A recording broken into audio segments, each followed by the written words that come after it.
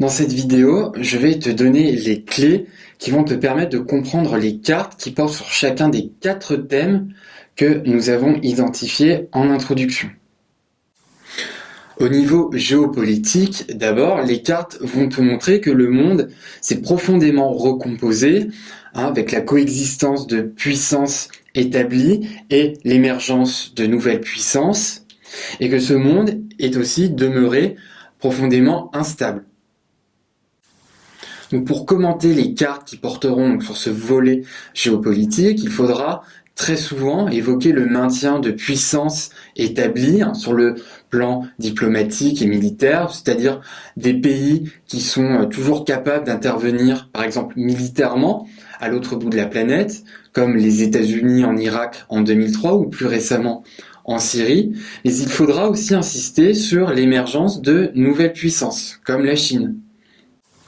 Donc les cartes pourront aussi te montrer que le monde est demeuré instable.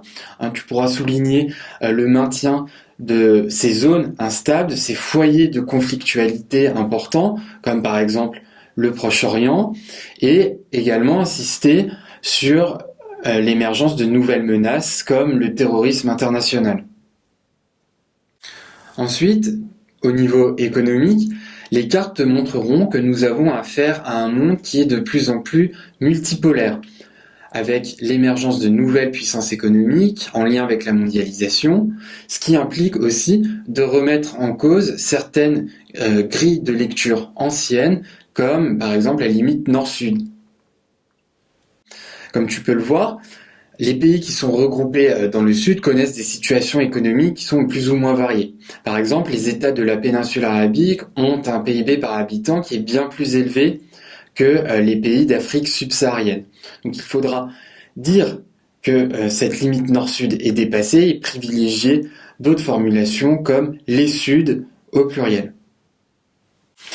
Il faudra aussi insister sur le côté de plus en plus multipolaire de l'économie mondiale, avec l'intégration de nouveaux pays comme la Chine dans les échanges de la mondialisation, qui ne sont plus concentrés entre les 3 pôles anciens de la triade. Au niveau culturel, les cartes te montreront que le monde est traversé par une tendance à l'uniformisation, qui est liée notamment à la mondialisation, mais qu'à côté de cela, il est marqué également par le maintien de particularités, notamment au niveau régional, au niveau local. Cette tendance à l'uniformisation culturelle, qui est bien portée par la mondialisation, est illustrée par une variété de situations différentes, comme par exemple l'implantation des restaurants d'une grande chaîne de fast-food américaine. À l'inverse, d'autres cartes qui portent sur ce thème-là te montreront le maintien de spécificités culturelles, que ce soit la diversité linguistique à l'échelle du monde ou la diversité religieuse.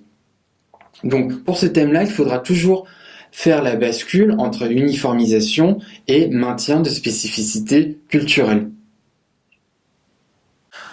Enfin, pour ce qui concerne le niveau environnemental de l'analyse, il faudra bien insister sur l'échelle mondiale à laquelle se posent les nouvelles menaces environnementales, comme les émissions de gaz à effet de serre et les efforts d'une gouvernance, d'une coopération mondiale pour lutter contre ces nouvelles menaces. Protocole de Kyoto, COP21, etc., etc. D'autres cartes, quant à elles, poseront le problème de la durabilité du développement des sociétés. Tu seras ainsi amené à commenter des cartes qui illustreront les pressions exercées sur les ressources naturelles, comme les ressources en eau, les ressources en terres agricoles, etc., etc. Donc pour finir, pour chaque carte qui te sera demandée d'étudier, il faudra bien identifier le thème, les limites de cette carte et, en fonction des sujets, croiser ces cartes avec d'autres documents.